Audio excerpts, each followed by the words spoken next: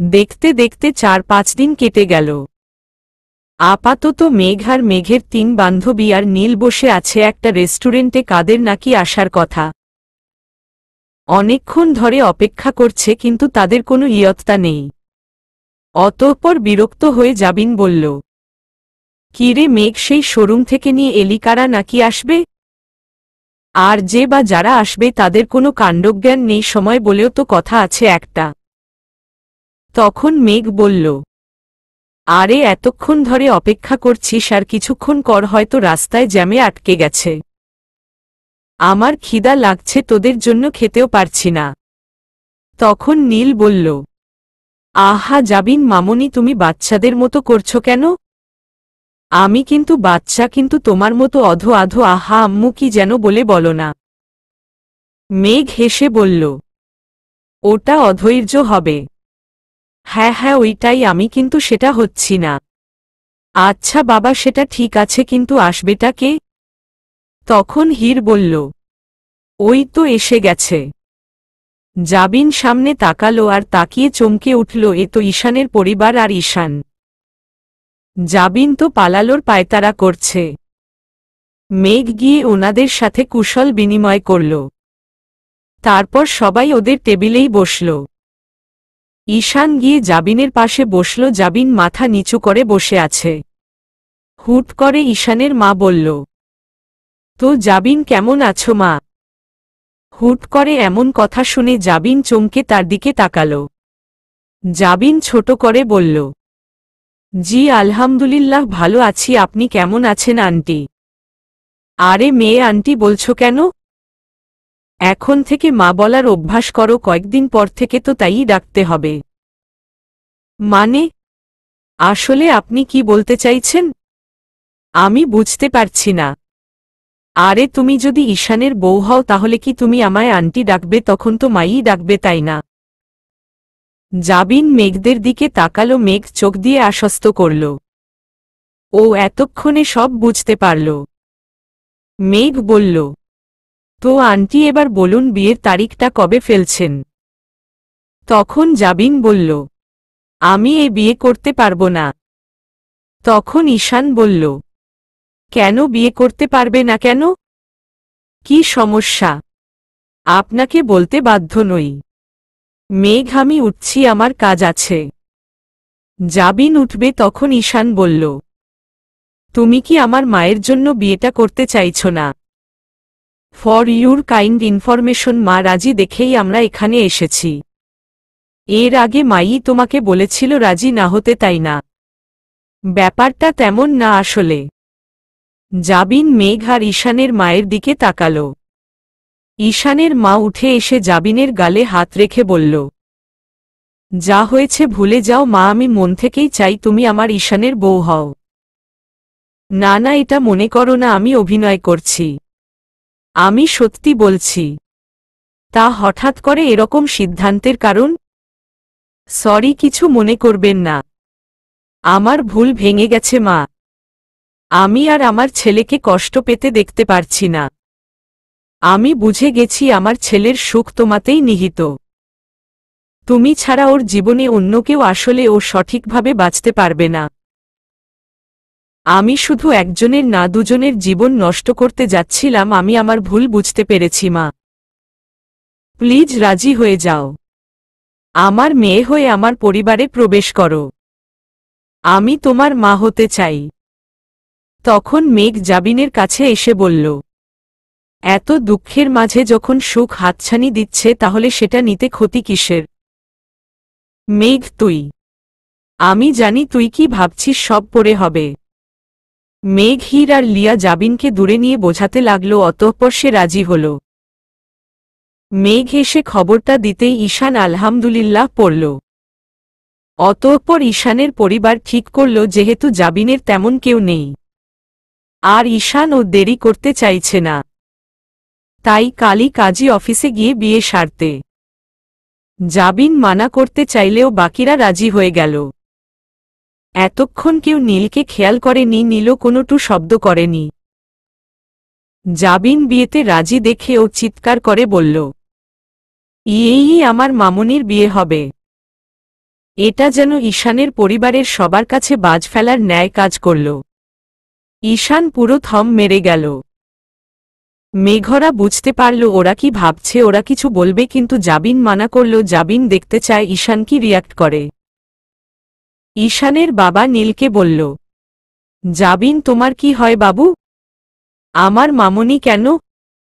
তখন ঈশান বলল, তাহলে এর জন্য তুমি আমাকে বিয়ে করতে চাইছিলে না? কিন্তু তোমার তো কারো সাথে সম্পর্ক ছিল না, তাহলে এই বাচ্চাটা এলো কিভাবে? জাবিন কিছু বলল না।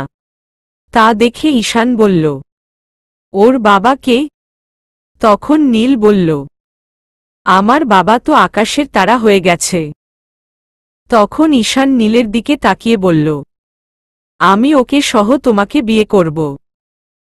তোমাকে আমি ভালোবাসি, তুমি এক বাচ্চার মা হও আর 10টা বাচ্চার আমি, তবুও তোমাকে বিয়ে করব। এ কথা শুনে জাবিনের খুব হাসি পেল।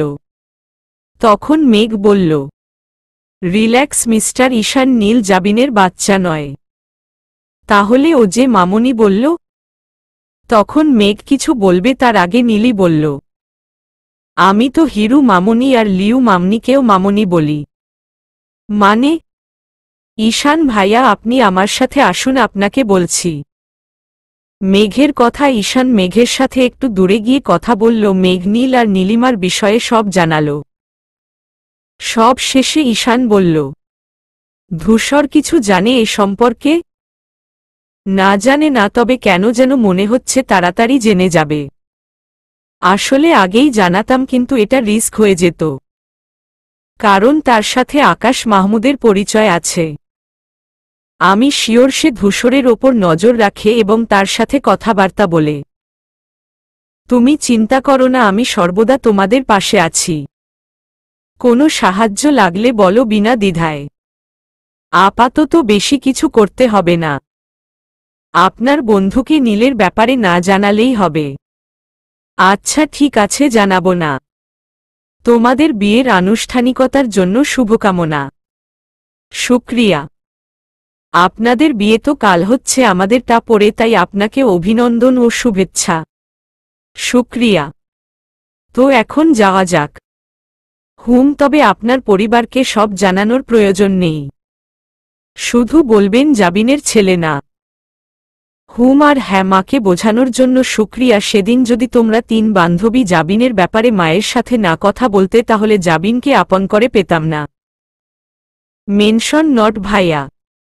আমার বান্ধবীটা শুধু দুঃখই পেয়ে গেল, এখন না হয় একটু সুখের মুখ দেখুক।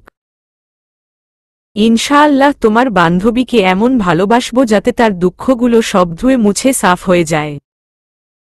ইনশাআল্লাহ। এখন চলুন। ওরা দুজনে জাবিনদের কাছে চলে গেল। সবকিছু ঠিকঠাক আছে। অতঃপর সবাই খেয়ে দিয়ে নিজেদের কাজে বেরিয়ে পড়ল। মেঘের ইচ্ছে হল ধূসরের সাথে দেখা করতে, তাই ও রিকশা নিয়ে রওনা দিল। মাঝপথে মেঘ ফোন দিল ধূসরকে। ধূসর ফোন ধরে সালাম দিল। আসসালামু আলাইকুম ওয়াইফি। বাহ, আজকের দিনটা দারুণ বলতে হবে। নিষ্ঠুর মেয়েটা আমায় আগ বাড়িয়ে ফোন দিয়েছে। ওয়ালাইকুমুস সালাম। ভনিতা, বাদ দিন তো, আপনাকে 2টা সুখবর দিতে ফোন দিলাম। সুখবর? বাহ, তো বলে ফেলো। কাল ঈশান ভাইয়া আর জাবিনের বিয়ে হবে কাজী অফিসে। বাহ, তোমার নিষ্ঠুর বান্ধবী মেনে নিয়েছে তাকে, আলহামদুলিল্লাহ। আমার বন্ধু আমাকে ফোন দিয়ে আর সেন্টি খাবে না। কিন্তু কাল যে আমার একটা সমস্যা আছে। কালকে একটা অপারেশনের জন্য আমাকে ঢাকার বাইরে যেতে হবে। সকালে ফিরতে ফিরতে অনেক রাত হবে। আমি কি করে থাকব? তাহলে পরশুদিন করতে বলি। না না, তা কি করে হয় ঈশান? কালকের দিনটার জন্য কতদিন, না না কত বছর ধরে অপেক্ষা করছে, এখন বাগড়া দেওয়া উচিত হবে না? তাছাড়া তুমি আছো তো, আমি আর তুমি তো একই। এবার দ্বিতীয় সুখবরটি বলে ফেলো। আপনি হসপিটালে? হ্যাঁ, কেন? আমি আপনার হসপিটালের নিচে আসছি, আপনার কেবিনে। কি সত্যি? Okay, I am waiting for you lovely ওয়াইফি।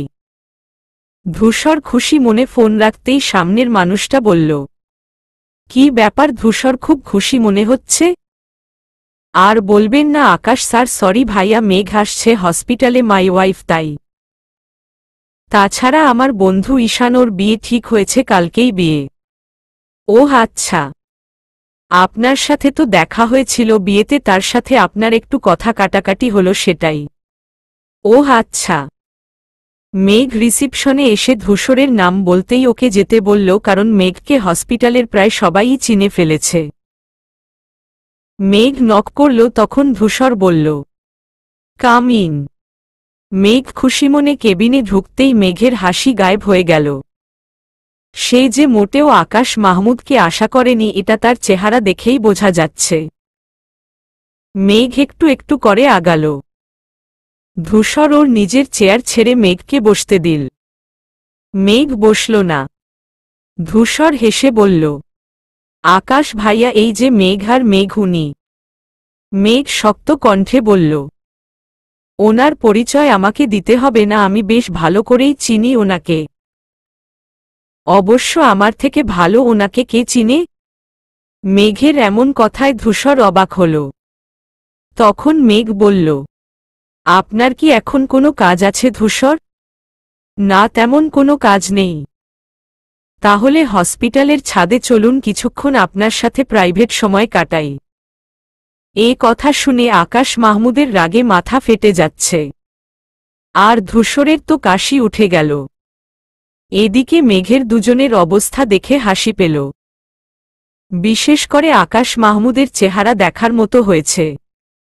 আকাশ মাহমুদ বলল, আচ্ছা ধূসর, আজকের মতো আসি, তোমাদের বিয়েতে দেখা হচ্ছে, তৈরি থেকো। সে চলে গেল কেবিন থেকে। লাস্টের কথাগুলো সে মেঘের দিকে তাকিয়েই বলল। মেঘ তা দেখে একটু ভোরকালো, তৈরি থাকার কথা কেন বলল? তখন ধূসর বলল, মিসেস ধূসর এহসান শুভ্র, আপনার কি হয়েছে বলুন তো, আজ বেশ অন্য মুডে আছেন। জানি না, কিন্তু আজ খুব ভালো লাগছে। নিজেকে কিছুটা হালকা লাগছে, এখন শুধু হীরের বিয়েটা দিতে পারলেই বাঁচি। মেয়েটা ভেতরে ভেতরে অনেক কষ্ট পায়। সবসময় ফানি ফানি কথা বলে নিজে হাসে, অন্যকে হাসায়, কিন্তু দিন শেষে সেও অসহায় হয়ে পড়ে। তার যে সবাই থেকেও কেউ নেই। ইনশাআল্লাহ দেখবে খুব তাড়াতাড়ি হীরেরও একটা কিছু হয়ে যাবে। আচ্ছা বাদ দাও, এখন বলো, আমাদের বিয়ের তো 10 দিন বাকি। শপিং করেছ? আমার এত আগে শপিং করে লাভ কি? তাছাড়া আমি শুধু ফোনে বলবো কোনটা লাগবে, দেন আমার সব হাজির।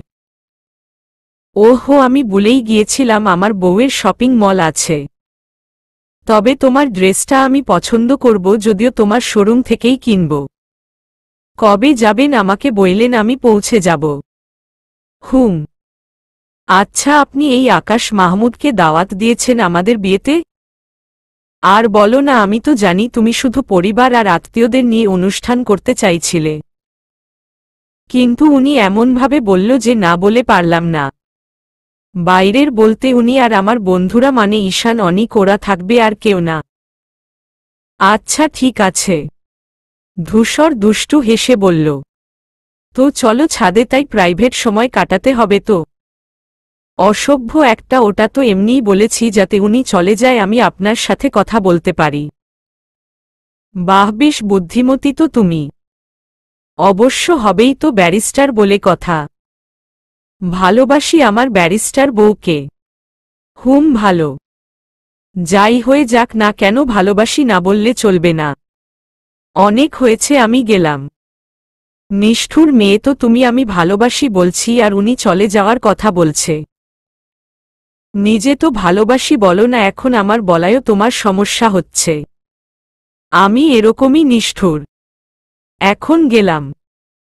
আচ্ছা যাবে তো চলো, তোমাকে ফুচকা খাওয়াই, জামাইয়ের হসপিটালে এসেছো, কিছু না খেলে হয় নাকি? আমাদের হসপিটালের নিচে দারুণ ফুচকা বানায়, চলো। আপনি এখানের ফুচকা খান? না, খাইনি দেখে মনে হলো। আচ্ছা চলো এখন টেস্ট করি। হুম চলুন, ফুচকা দেখে মানা করলাম না। জানি তো মানা করবে না, তাই তো বললাম, মেয়ে হয়ে জন্মেছ আর ফুচকা পাগল হবে না তা তো হয় না। অবশ্য আমিও এক ফুচকা পাগল যে নাকি নিয়ম করে বউয়ের সাথে দেখা হলেই ফুচকা খাই। হয়েছে কথা শেষ, এখন চলুন। হ্যাঁ চলো। ওরা দুজনে মিলে ফুচকা খেল। যারা ধূসরকে চেনে সবাই অবাক। আকাশ ও আড়ালে ওদেরকে দেখল, আর রাগে হাত মুষ্টিবদ্ধ করে কিছু বিড়বিড় করল। দেখতে দেখতে মেঘ আর ধূসরের বিয়ের আনুষ্ঠানিকতার আর 4 দিন বাকি। সেদিনের পরের দিনই জাবিনের বিয়ে হয়ে গেছে। ধূসর ছিল না বলে মেঘ নীলকেও নিয়ে গেছিল। ওদের বিয়েটা সহজভাবে ভালোভাবেই মিটে গেছে। জাবিন এখন শ্বশুর বাড়ি থাকে। এখন হীরটা বড্ড একা হয়ে গেছে। এখন সে একাই নীলকে নিয়ে থাকে। বিয়ের জন্য সবাই এক্সাইটেড, কিন্তু মেঘের যেন কোনো হেলদোল নেই। সে বেশ মজায় আছে। এখনো শপিংও করেনি। এদিকে আমাদের ধূসর বাবুর এক্সাইটমেন্ট যেন ধরে না। সে এখনই দেখছে কোনটা কোনটা আর কি পড়লে তাকে ভালো লাগবে। এটা নিয়ে পরিবারের সবার কাছে মজার পাত্র হয়েছে বটে, কিন্তু তার কিছু যায় আসে না।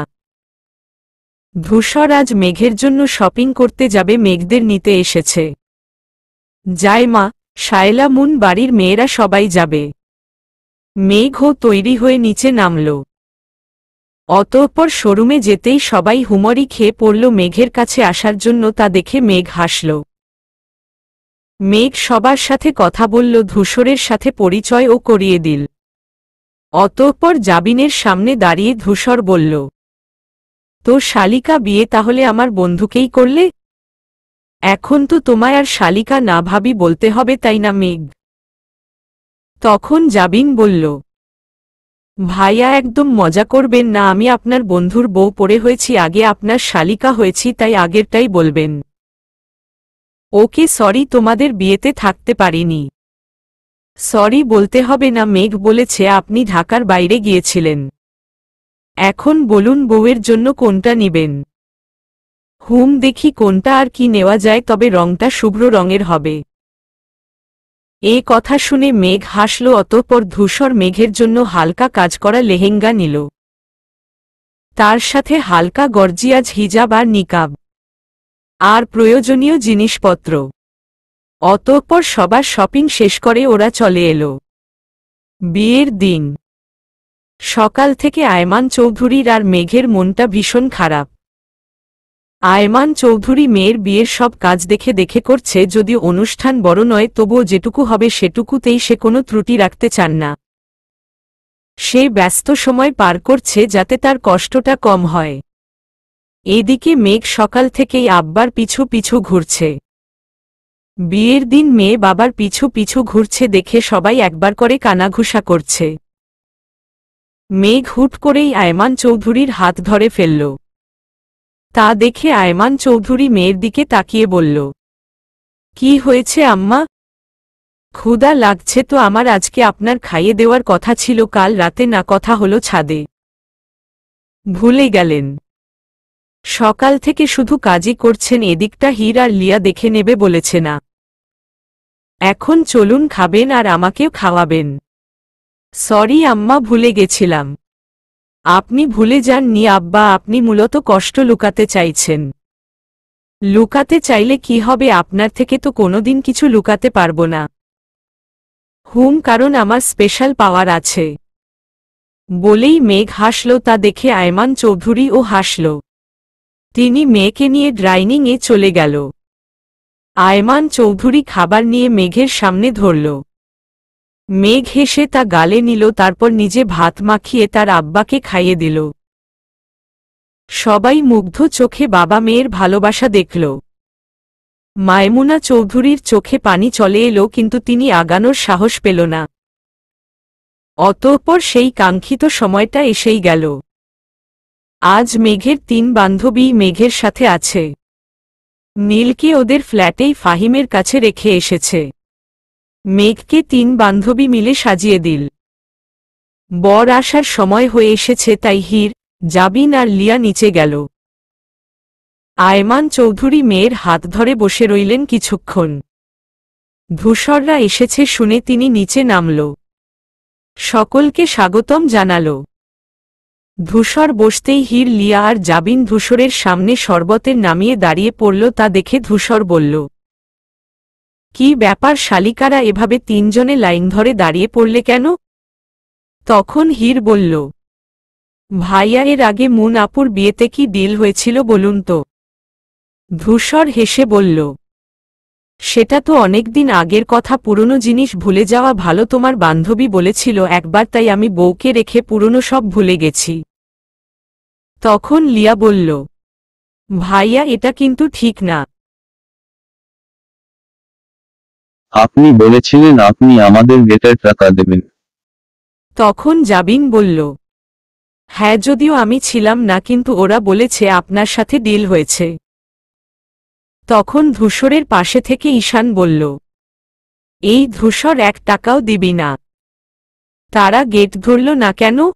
তখন জাবিন বলল, ধরা তো হতোই, শুধু মেঘ বারণ করেছে দেখে, তাছাড়া ভাইয়া বলেছিল গেট না ধরলেও টাকা দেবে। ভাইয়া, এবার কিন্তু আপনি আপনার কথার খেলাপ করছেন। তখন অনিক বলল, আচ্ছা, ধূসর যখন বলেছে তাহলে ধূসর 50 টাকা দে। ওনারা তিনজন এসেছে, একজনের 10 টাকা করে, তাই 50 টাকা বেশি হয়ে যাবে। 30 টাকা দে। তখন হির বলল, ওই মিয়া, আমাদের কি ভিখারি মনে হয় হুম? 50 টাকা তো ছাড়, 15,000 দিতে হবে। এতদিনে দুপুরে ডাকাতি করছে ভাই। ডাকাতি করলে ডাকাতি। এখন ধূসর ভাইয়া বলুন দেবেন কি না, না হলে মেঘকে ডাকব, সেও আমাদের সাক্ষীদের মধ্যে একজন, সে আসলে কিন্তু ডাবল দিতে হবে। হীরের এমন কথায় ধূসর হাসল, পকেট থেকে টাকা বের করে হীরের হাতে দিল আর বলল, ধূসর, এহসান শুভ্র কিছু ভুলে না, এই নাও শালিকারা। হীর হাতে নিয়ে টাকা গুনল, সেখানে 10,000 টাকা আছে। হীর আবারও হাত পাতল। তা দেখে অনিক বলল, আবার কি? জুতা চুরির টাকা দেন দুলাভাই? তখন ধূসর বলল, জুতা তো পাই আছে, তাহলে দেব কেন? টাকা না দিলে আর থাকবে না বুঝছেন। তখন ঈশান বলল, তাহলে আগে চুরি করে নেন, তারপর দেখা যাবে। না, মেঘ বলেছে ওর জামাই সব জায়গায় টাকা দেবে, তাই আমরা যেন কিছু না করি। তখন ধূসর বলল, বউ যখন বলেছে তাহলে তো দিতেই হবে। তখন ঈশান বলল, আরে ভাই, বউয়ের নাম করে যদি তোর বাড়ি লিখে নেয় তাও দিবি নাকি? শালা বউ পাগলা। আমাদের কোনোদিন একবার বলায় কাচ্চি খাওয়াসনি, আর বউয়ের বান্ধবীদের টাকা দিয়েই যাচ্ছিস। 10টা না 5টা না, একটাই মাত্র বউ আর তার 3টা মাত্র বান্ধবী, এইটুকু দেব না? তুই চুপ থাক, তোর বউ এখান থেকে ভাগ পাবে বুঝেছিস? তোর লাভ আছে এখানে, চুপ থাক। বউয়ের লাভ হবে ভেবে বন্ধুর লস দেখব? আমি তোর মতো না, বউ পাগল না আমার কাছে, বন্ধু আগে বুঝলি? তুমি কেমন তা আর বলতে হবে না, সব জানা আছে তোমার বউকে নিয়ে কত পাগলামি করো, আমি জানি না বুঝি? বিয়ের দিন বউকে জড়িয়ে ধরে অনেকক্ষণ কাঁদছিলা, আমি জানি না নাকি? আমাকে দেখাতে আইছে বন্ধুর জন্য বিয়ে, একদিন পিছাইছিলা, পিছাও নাই তো আইছে আমারে বন্ধু দেখাইতে। ধূসরের এমন কথায় সবাই হেসে উঠল। জাবিন বেশ লজ্জা পেল, আর ঈশানকে মনে হয় চোখ দিয়েই গিলে খাবে। ঈশান ও ক্যাবলা কান্ত বনে গেল। সবাই বেশি কিছু সময় হাসি মজা করল। অতঃপর মেঘকে আনার কথা বলা হলো। মেঘ 3 বান্ধবীর সাথে সিঁড়ি দিয়ে নামছে। মেঘের 3 বান্ধবী গ্রাউন পরেছে, সাথে ম্যাচিং হিজাব আর নিকাব। ওদের 4 জনকে একসাথে দেখতে ভীষণ সুন্দর লাগছে। আর ধূসর, সে তো একদৃষ্টিতে নিজের বউয়ের দিকে তাকিয়ে আছে।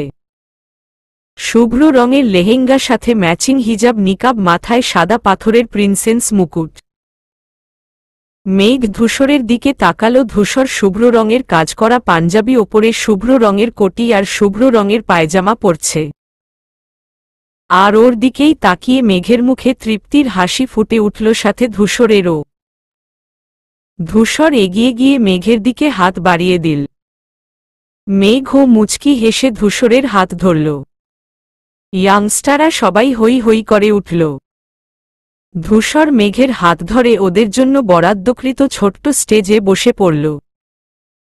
যেহেতু বিয়েটা আগেই হয়েছে তাই সেরকম কিছু করতে হবে না, কিন্তু ধূসরের ইচ্ছে হয়েছে সে আবার কবুল বলবে, তাই এহসান খান আর আয়মান চৌধুরী একজনকে এনেছেন। মেঘ আর ধূসর বসে আছে, তাদের ঘিরে সকলে কথাবার্তা বলছে। এমন সময় আজান এলো একটা চিঠি হাতে নিয়ে। সেই ধূসরের দিকে এগিয়ে দিয়ে বলল, ভাইয়া তোমাকে একজন দিতে বলেছে, চিঠিটা নাও পড়ো। ধূসর খুশি মনে চিঠিটা খুলল, আর খুলেই তার মুখটা গম্ভীর হয়ে গেল। এদিকে সবাই ধূসরের দিকে তাকিয়ে আছে। ধূসরের মতিগতি কিছু বোঝা যাচ্ছে না। ধূসর একবার মেঘের দিকে তাকালো, একবার চিঠির দিকে। ধূসর চিঠিটা নিয়ে একবার মেঘের দিকে আবার চিঠির দিকে তাকাচ্ছে। মেঘ ধূসরের ভাবগতি দেখে বলল, কি হয়েছে, আমার দিকে এভাবে তাকাচ্ছেন কেন, আর চিঠিতে কি আছে?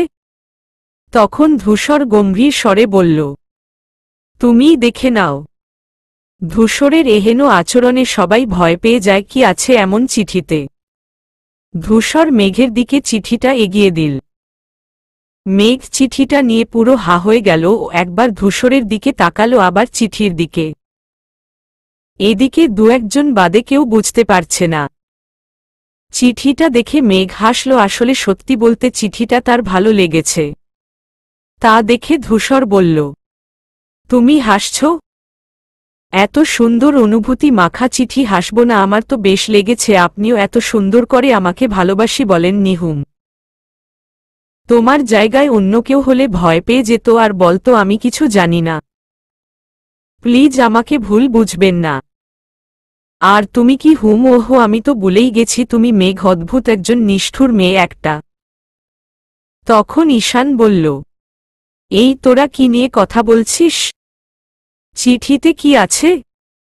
দে দেখি আমার কাছে, আমি সবাইকে পড়ে শোনাচ্ছি। আমার মতো সব পাবলিক চিঠিতে কি আছে তা জানার জন্য অপেক্ষা করে আছে। বলেই ঈশান চিঠিটা নিয়ে পড়তে শুরু করল। প্রথমে জোরে জোরে পড়তে যেয়ে চিঠির মধ্যে কি আছে সেটা দেখে আস্তে আস্তে পড়তে লাগল, যাতে যারা সেখানে আছে তারা শুনতে পারে। চিঠিটা হল, ধূসর রঙের মেঘ। প্রিয় শব্দটির মাঝে যেমন আগলে আছে ভালোবাসা, আমার মনের মধ্যেও ঠিক তোমার নামের আড়ালে এক টুকরা সতেজ ভালোবাসা রয়ে গেছে। তোমার মুখের হাসি আর রাখালের বাজানো বাঁশিই হবে আমার প্রেমের প্রথম কাব্য। গোধূলি যখন নিরবিচ্ছিন্ন, তখন আমাদের প্রেমের বসন্ত। নীরবতা আর উষ্ণতাকে মনে মেখে হোক না আমাদের প্রেম লগ্নের শুরু। কটকটা রং আর ফকফকা বাতাস যদি পারে আমাদের এক করতে, তবে ঝড়ো দমকা হাওয়া কি পারবে উষ্ণ প্রেমে বর্ষা হতে। কিছু সুবাস মনের আড়ালে থেকে যায়, যার প্রতিটা স্পর্শ তোমার রন্ধ্রে মিশে আছে। এতে আমার কি দোষ বলো? তুমিই তো নেশা কাতর বিন বাজিয়েছ। আজ মাতাল আমি, শুধু তোমার প্রেমেই পড়তে চাই। তোমাকে প্রতিনিয়ত দেখি, তোমায় দেখার আকুলতার প্রতিটা নিঃশ্বাস আমার মস্তিষ্ককে আক্রান্ত করে ফেলে। প্রথমবারের দেখা আর পরের বারের হাসাকেই নিত্যদিনের সঙ্গী করে আজকের এই পত্র লেখা। রজনী বা চামিলি কোনোটাই আজ পাইনি। প্রথম পত্রে ভালোবাসা, পরের পত্রে কামিনী। নিরন্তর ভালোবাসা ও শুভকামনা রেখে আজ সমাপ্ত। প্রতিপত্রের অপেক্ষায় রইলাম। ইতি। মেঘের প্রেমে পড়া কেউ। সবটুকু পড়া শেষ করে ঈশান বলল, আরেব্বাস ভাবিকে প্রেমপত্র দিয়েছে, তাও আবার আজকে ভাবা যায়। এই জন্যই তো বলি ধূসর বাবু এরকম কেন করছে, তার মানে আমাদের ধূসর জেলাস। তখন ধূসর বলল, আমি মোটেও জেলাস নই, আমার বউ এত সুন্দর আর এত সুন্দর ব্যক্তিত্বে যে কেউ প্রেমে পড়বে। এবার জানতে হবে ব্যাটাকে এই চিঠি দিচ্ছে। আমার বউকে বিয়ের দিনে চিঠি দেয়, ব্যাটার কত বড় সাহস। এ কথা শুনে হীর আর নিজেকে সামলিয়ে রাখতে পারে না ও উচ্চস্বরে হেসে উঠল, সাথে জাবিন আর লিয়া। হীরের হাসি শুনে ধূসর বলল, কি হলো শালিকা, তুমি এভাবে হাসছ কেন? তখন মেঘ বলল, আমি জানি কেন হাসছে। কেন? কারণ আপনাকে জ্বালানোর জন্য আর আমাকে ভয় দেখানোর জন্য হীর এই চিঠিটা লিখেছে, তাও আবার বা হাত দিয়ে, যাতে আমি না বুঝতে পারি। কিন্তু সে তো জানে না তাকে রন্ধ্রে রন্ধ্রে চিনি আমি। আর ভয় সেটা আমার সাথে যায় না। ধরে ফেললি তো আমি তো, বা হাত দিয়ে লিখেও কিছু হলো না ধাত। তখন ধূসর বলল, হীর আপু, এটা কি রকমের মজা? আর বলবেন না ধূসর ভাইয়া, একটু মজা করলাম। অবশ্য মেঘকে আমি আগেই বলেছিলাম ওর বিয়েতে কিছু না কিছু করবই। কিন্তু ভাইয়া, আপনি কিন্তু জেলাস হয়েছেন, সেটা আপনি স্বীকার করুন আর নাই করুন। আমি মোটেও জেলাস না, ঠিক আছে। তখন অনিক বলল, প্রেম করেন নাকি যে এত আবেগ অনুভূতি ঢেলে চিঠি লিখেছেন, যে কেউ মুগ্ধ হবে?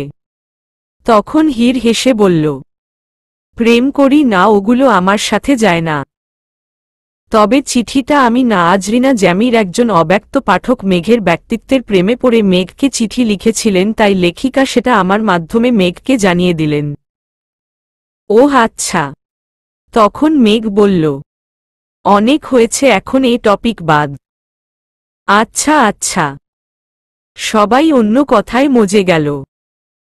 ধূসর গাল ফুলিয়ে বসে আছে, মেঘের দিকে তাকাচ্ছে না পর্যন্ত, তা দেখে মেঘ ধূসরের কানে কানে বলল, মেঘের জীবনে যদি সত্যিকারের কোনো ভালোবাসা থেকে থাকে তাহলে সেটা ধূসর এহসান শুভ্র। সে তাকে অনেক ভালোবাসে। যদি সত্যিই এমন চিঠি লিখে কেউ মেঘের সামনে দাঁড়ায়, তবুও সে ধূসর এহসান শুভ্রই থাকবে। মৃত্যু ছাড়া ধূসরের কাছ থেকে কেউ মেঘকে কেড়ে নিতে পারবে না, যদি ধূসর না চায় তো। কিন্তু ধূসর যদি মেঘকে ছেড়ে দিতে চায় তাহলে সেটা অন্য ব্যাপার। তখন ধূসর হেসে দিল, সব অভিমান শেষ। ও বলল, এই ধূসর এহসান শুভ্র যাই হয়ে যাক না কেন, মেঘকে কখনো ছাড়বে না। মেঘ তার এক আকাশ ভালোবাসা। অতঃপর ধূসরের কথা অনুযায়ী আবার কবুল বলার বন্দোবস্ত করা হল। ধূসরের কবুল শেষ, এখন মেঘ বলবে, মেঘের ঠোঁটে মিষ্টি হাসি। মেঘ কবুল বলবে, তখনই ফাহিমের গলা শোনা গেল, মেঘ বলে ডাকছে। মেঘ, জাবিন, হীর আর লিয়া চমকে সদর দরজায় তাকালো, ফাহিম দৌড়ে আসছে। মেঘ ততক্ষণে স্টেজ থেকে উঠে পড়েছে। মেঘ, লিয়া, হীর আর জাবিন ফাহিমের দিকে এগিয়ে গেল। লিয়া বলল, কি হয়েছে আপনার, সব ঠিক আছে? এভাবে এখানে কেন আপনি? ফাহিম জোরে জোরে শ্বাস নিয়ে বলল, তোমাদের ফোন কোথায় সবার? সেই কখন থেকে ফোন দিচ্ছি। তখন মেঘ বলল, কি হয়েছে ফাহিম ভাইয়া? নীলকে কতগুলো লোক নিয়ে গেছে ফ্ল্যাট থেকে, আমি চেষ্টা করেও তাদের আটকাতে পারিনি। এ কথা শুনে চার বান্ধবী দুই পা পিছিয়ে গেল। মেঘের চোখে পানি চলে এলো। এদিকে বাকিরা কেউ কিছু বুঝতে পারছে না। আয়মান চৌধুরী আর ধূসর এগিয়ে এলো। ধূসর এসে বলল, আরে মিস্টার ফাহিম, যে আপনি দেশে কবে ফিরেছেন? এত লেট করলেন কেন? বিয়েতে আসতে সব আনুষ্ঠানিকতা শেষ হতেই যাচ্ছিল। মেঘরা চার বান্ধবী মাথা নিচু করে আছে, হয়তো কান্না আটকানোর চেষ্টা। আয়মান চৌধুরী মেঘের কাছে এলেন, হয়তো উনি আন্দাজ করতে পারছেন কিছু একটা হয়েছে। মেঘের কাছে এসে তিনি মেঘের কাঁধে হাত রাখল। মেঘ অসহায় চোখে তার দিকে তাকালো আর জড়িয়ে ধরে আস্তে আস্তে বলল, আব্বা, আমি শেষ রক্ষা করতে পারিনি আব্বা, নীলকে ওরা নিয়ে গেছে আব্বা। এবার আমি কি করব? নীলিকে কি জবাব দেব? আমি কিভাবে বাঁচব আব্বা? মেঘ সকলের সামনে কেঁদে উঠল। হুট করে এমন হওয়ায় সবাই চমকে গেল। মেঘ কাঁদছে, কিন্তু মেঘ তো কাদার মেয়ে না। বিশেষ করে ধূসর অবাক চোখে মেঘকে দেখছে। মেঘের তিন বান্ধবীর চোখেই পানি। ততক্ষণে ঈশান এলো জাবিনের কাছে। জাবিন তাকে পুরো ঘটনা খুলে বলল। সব শুনে ঈশান ও অবাক হয়ে গেল।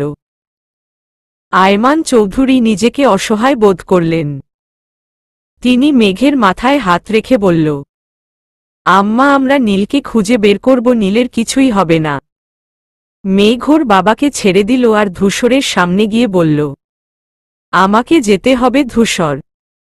আমার জীবনের আরেক ইম্পর্টেন্ট একজন মানুষ হয়তো আমার অপেক্ষা করছে। ধূসর মেঘের হাত ধরল।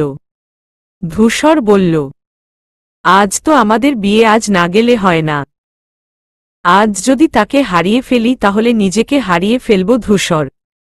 কখনো নিজেকে ক্ষমা করতে পারব না। আপনার মনে আছে সিলেটে চা বাগানের চূড়ায় দাঁড়িয়ে আপনাকে কি বলেছিলাম? ধূসর চোখ বন্ধ করল আর ওর কানে মেঘের আওয়াজ আসল। যদি কোনোদিন আপনার এবং অন্য জিনিস দুটোর মাঝে কাউকে বেছে নিতে হয় আর আমি আপনাকে রেখে যদি অন্যটা বেছে নিই তাহলে মনে করবেন তখন সেই সময়টা সে বেশি ইম্পর্টেন্ট। তবে হ্যাঁ, আপনি আমার জীবনের সবসময়কার জন্য ইম্পর্টেন্ট মানুষ, ক্ষণিকের জন্য নয়। ধূসর চোখ খুলে মেঘের হাত ছেড়ে দিল আর বলল, তোমার যেখানে ইচ্ছে যাও, তবে ফিরে এসো আমার নীড়ে, আমি অপেক্ষা করব তোমার জন্য। ধন্যবাদ ধূসর, অসংখ্য ধন্যবাদ আপনাকে। মেঘ দৌড়ে ওপরে গেল, সেই সাথে তার 3 বান্ধবীও। একটু পরেই মেঘ নিচে চলে আসলো, ওদের হাতে ব্যাগ। মেঘ যতটা সম্ভব নিজেকে শান্ত রাখার চেষ্টা করছে। ও কাউকে ফোন করে কিছু একটা বলছে। যে যেমন ড্রেস পরেছিল তেমনটাই আছে।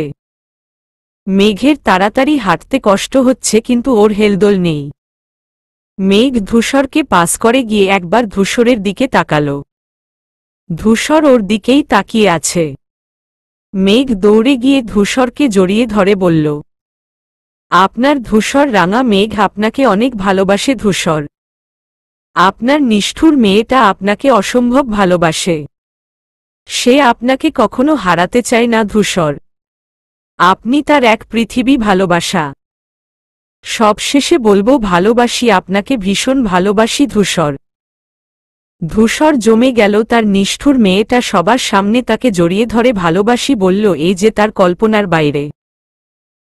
হির, লিয়া, ফাহিম আর জাবিন মেঘকে ঘুরতে দেখে দাঁড়িয়ে পড়েছে। মেঘকে দেখে ওরা হাসল।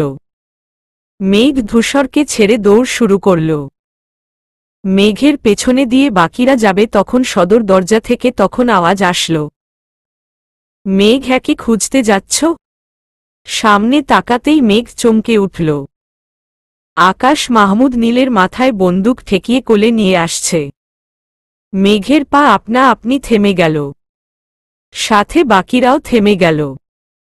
পুরো বাড়ির পরিবেশটা যেন থমকে গেল আকাশ মাহমুদের প্রবেশে। আর ধূসর এতক্ষণ মেঘের বলা কথার মধ্যে ঘোরেছিল। এখন সেই ঘোর থেকে বেরিয়ে এসে তো অবাক চোখে আকাশকে দেখছে। নীল কাঁদছে। আকাশের পেছনে আরও 3 জন ঢুকল। নীল হুট করে সামনে তাকিয়ে মেঘকে দেখতে পেল। ও দেখেই মেঘকে চিনে ফেলল আর বলল, আম্মু, আম্মু। আম্মু শুনে সকলেই বেশ অবাক। মেঘের বুকটা ফেটে যাচ্ছে। তা দেখে আকাশ মাহমুদ বলল, আম্মু, বাহ, ভালো তো। তখন মেঘ বলল, আকাশ মাহমুদ, নীলকে ছেড়ে দে, না হলে তোর জন্য ভালো হবে না। বাহ, ছেলেটার নাম বোধহয় নীল। আমি ভুলেই গিয়েছিলাম নামটা। তখন ধূসর বলল, আকাশ ভাইয়া, এসব কি? আর আপনি বাচ্চা ছেলেটার মাথায় বন্দুক ঠেকিয়ে আছেন কেন? সেটা তোমার না ভাবলেও চলবে ধূসর। তোমার সাথে আমার কোনো শত্রুতা নেই, তবে মেঘের সাথে আছে, এসব থেকে দূরে থাকো। তখন ধূসর বাঁকা হেসে বলল, শত্রুতা নেই, কিন্তু এখন যে শত্রু বানিয়ে নিলেন। মেঘের শত্রু মানে আমার শত্রু, ছেলেটাকে ছেড়ে দিন। না হলে সত্যি সত্যি আপনার সাথে খারাপ হবে, তখন কিন্তু আমি দায়ী থাকব না। একদম না, কেউ এক পা এগোবে না, না হলে এই ছেলেটার মাথা উড়িয়ে দেব। আকাশ নীলকে নামিয়ে এক হাত শক্ত করে ধরল। আর একটা থাপ্পড় মারল। নীল আওয়াজ করে কাঁদছে আর বলছে, আম্মু, আমার ব্যথা লাগছে, আমার খুব ব্যথা করছে।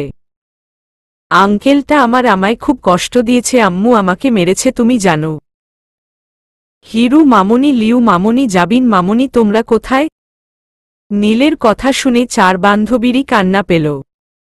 তখন মেঘ চিৎকার করে বলল, আকাশ, আমার ছেলেকে ছেড়ে দে, না হলে সত্যি এখন খারাপ হয়ে যাবে।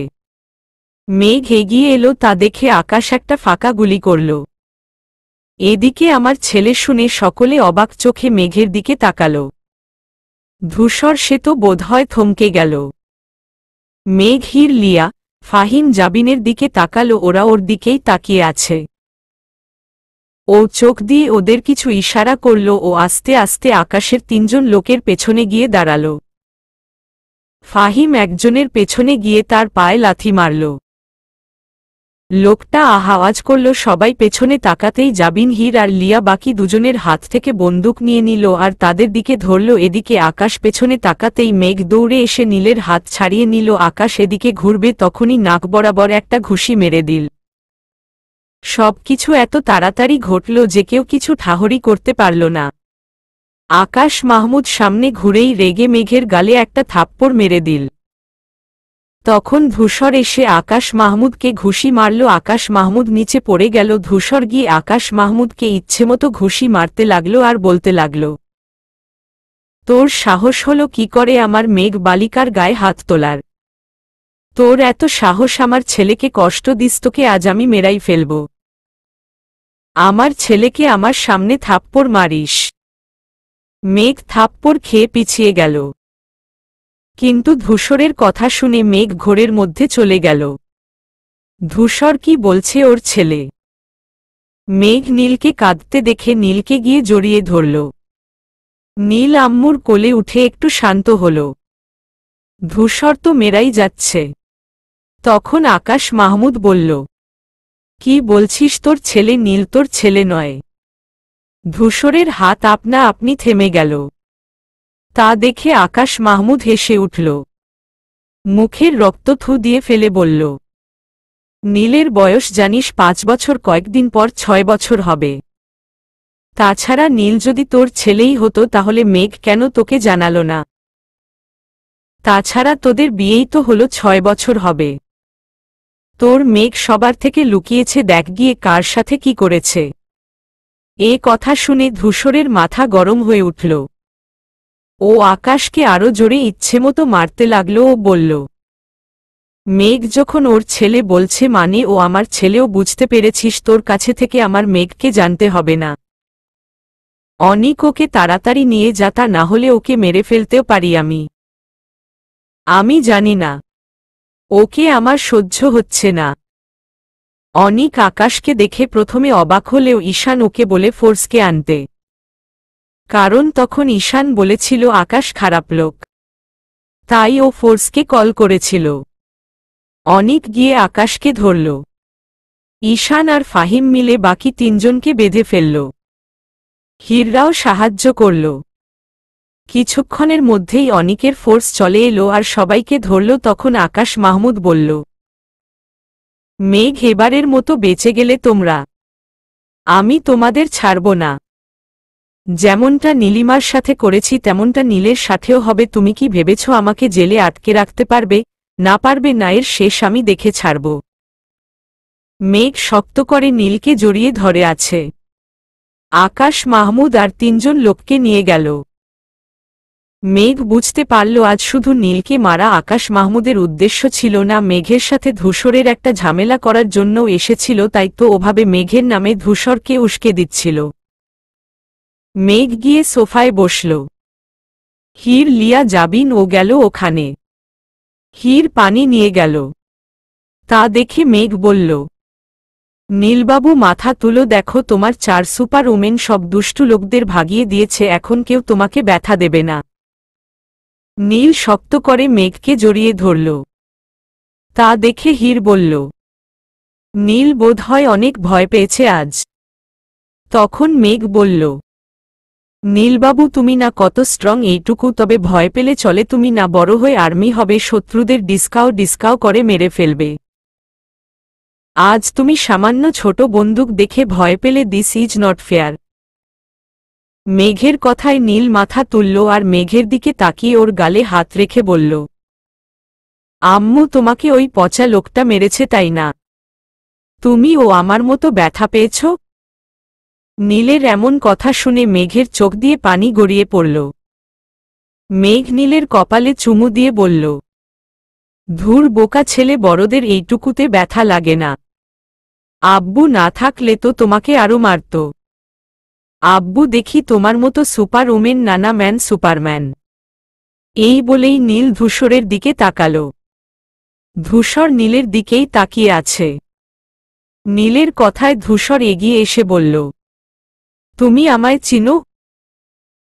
চিনি তো। তুমি জানো এতদিন তোমার সাথে দেখা করার জন্য অপেক্ষা করছিলাম। আম্মু বলেছিল তোমার সাথে দেখা হলে তারপর থেকে আমরা একসাথে থাকব। থাকব তো বাবা।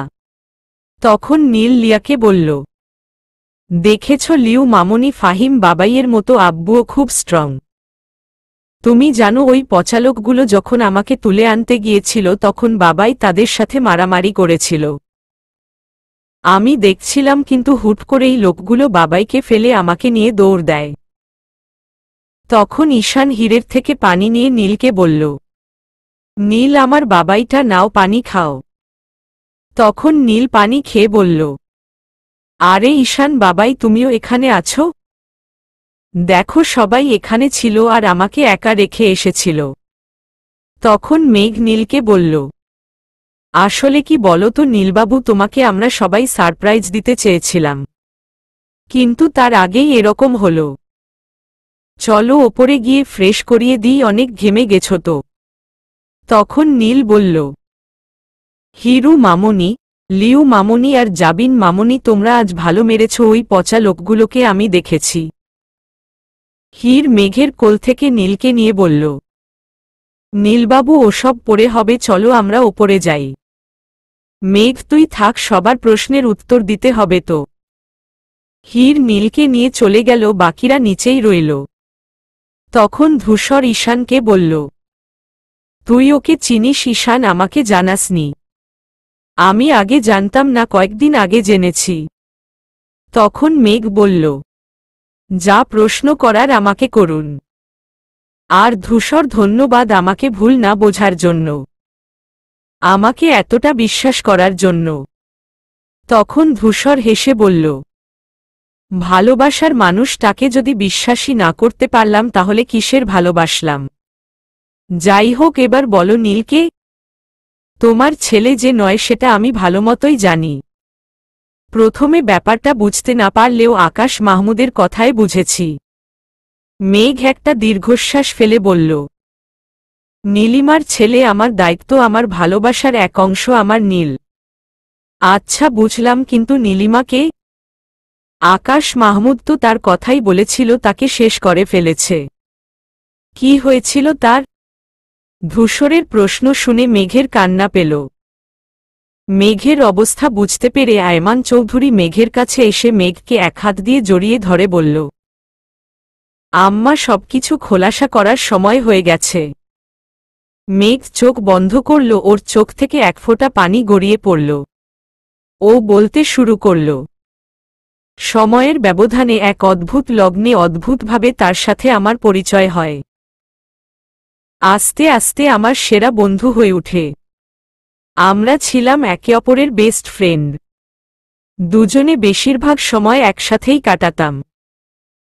এসএসসি পরীক্ষার রেজাল্ট পেয়ে আমরা 5 বান্ধবী একসাথে একই কলেজে ভর্তি হই। সেখানেই প্রণয় ঘটে সোহেল মাহমুদ খান আর নীলিমার।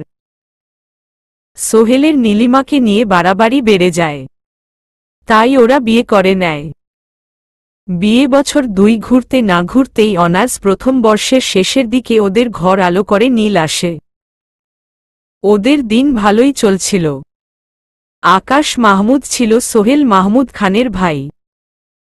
সোহেল মাহমুদ বাবা সব সম্পত্তি সোহেল মির্জার একার নামে করে রেখেছিল, আর নীল হবার পর সোহেল মাহমুদ খান সব নীলের নামে করে দেয়।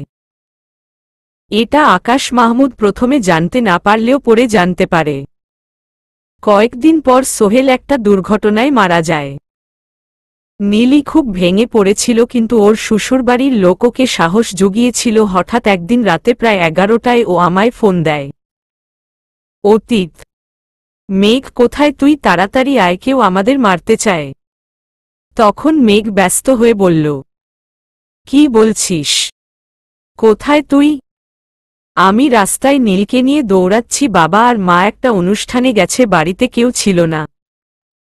আকাশ আমাদের মারতে চাইছিল, আমি জানালা দিয়ে পালিয়ে এসেছি, তুই তাড়াতাড়ি আয়। ওরা বোধহয় আমার পিছু নিয়েছে। কোনো রাস্তায় আছিস? আসছি। জানি না, তবে বোধহয় আমাদের বাড়ির ডানদিকের রাস্তা দিয়ে এসেছি। তুই তাড়াতাড়ি আয়, আমি মরতে চাই না, আমি নীলকে নিয়ে বাঁচতে চাই। আচ্ছা ঠিক আছে, আসছি আমি, টেনশন করিস না, তোর কিছু হবে না, আমি আসছি। মেঘ তখন ফ্ল্যাটে থাকত। ও তাড়াতাড়ি করে গাড়ি নিয়ে বের হয়, প্রথমে ওর আব্বাকে আর পরে জাবিনদেরও ফোন করে জানায়। মেঘ তাড়াতাড়ি গাড়ি চালিয়ে পৌঁছে যায় ওই রাস্তায়, ও নীলি বলে ডাকতে থাকে। তখন নীলির দেখা পাওয়া যায়, ও দৌড়ে মেঘের দিকে আসছে। মেঘ সেদিকে দৌড়ে যায়, নীলির কাছে যাবে তার আগে একটা গুলি এসে লাগে নীলির পিঠে। নীলি নীলকে আগলে নিচে পড়ে যায়। মেঘ দৌড়ে ওখানে যায়, তখন নীলি বলে, নীলকে বাঁচাও, কেউ মেরে ফেলবে, আকাশ ওকে ছাড়বে না। ওর এত লোভ যে নীলকে মেরে সবকিছু হাতাতে চায়। আমি লুকিয়ে সব শুনেছি। কি বলছিস? তুই পালা, ওকে নিয়ে, আমার যা হয় হোক, নীলের যেন কিছু না হয়, তুই লুকিয়ে পড়, ওরা এদিকেই আসছে। মনে রাখিস, নীলের দায়িত্ব সব তোর। নীলের যদি কিছু হয় আমি কোনোদিন তোকে ক্ষমা করব না মেঘ। তোকে এভাবে ফেলে আমি কোথাও যাব না। নীলি নীলকে মেঘের কাছে দিল আর বলল, লুকিয়ে পড়, ওরা এসে গেছে। আমার যা হয় হোক, নীলের যেন কিছু না হয়। সত্যি আকাশ মাহমুদ দল নিয়ে হাজির। তা দেখে মেঘ নীলকে নিয়ে দৌড় দিল। আকাশ মাহমুদও দৌড় দিল। মেঘ কিছুদূর গিয়ে ঝোপের আড়ালে লুকিয়ে পড়ল। রাতের অন্ধকারে ওরা বুঝতে পারল না। ওরা এদিক সেদিকে খুঁজল, পেল না। আকাশ মাহমুদ নীলিমার দিকে এগিয়ে গেল, তা দেখে মেঘ ভয় পেল ও লুকিয়ে ওদের পেছনে গেল। আকাশ মাহমুদ নীলির ওখানে গিয়ে নীলিকে একটি লাথি মেরে বলল, কি ভেবেছিস তোর ওই বান্ধবী মেঘ তোর ছেলেকে বাঁচাতে পারবে? তোর ছেলেকে তো নিয়ে গেল, এখন তোকে কে বাঁচাবে? তখন নীলি বলল, আমার ছেলের তুই কিছুই করতে পারবি না। ও এমন একজনের কাছে আছে, সিইজে সেভিয়ার। এতদিন যেভাবে আমাকে আগলে রেখেছিল সেভাবে আমার ছেলেকেও আগলে রাখবে। তুই আমার নীলের কিচ্ছু করতে পারবি না। এ কথা শুনে আকাশ মাহমুদ হাসল আর বলল, আচ্ছা সেটা দেখা যাবে, তবে সেটা দেখার জন্য তুই বেঁচে থাকবি না। বলেই আকাশ নীলিমাকে 3টা গুলি করল, তা দেখে মেঘ কেঁদে উঠল। আওয়াজ যেন না হয় এই জন্য মুখ চেপে ধরল। তখন নীল কেঁদে উঠল, হয়তো সে বুঝতে পেরেছে সে আজ এতিম হতে চলেছে। বাচ্চার কান্নার আওয়াজে সকলে সেদিকে এলো। ঠিক তখনই আয়মান চৌধুরী জাবিনদের নিয়ে আর পুলিশ নিয়ে হাজির, তা দেখে আকাশ মাহমুদ তার দলবল নিয়ে পালাল। মেঘ ঝোপের আড়াল থেকে বেরিয়ে নীলির কাছে গেল। রক্তমাখা মুখ বুকে জড়িয়ে চিৎকার করে কাঁদতে লাগল। চলবে।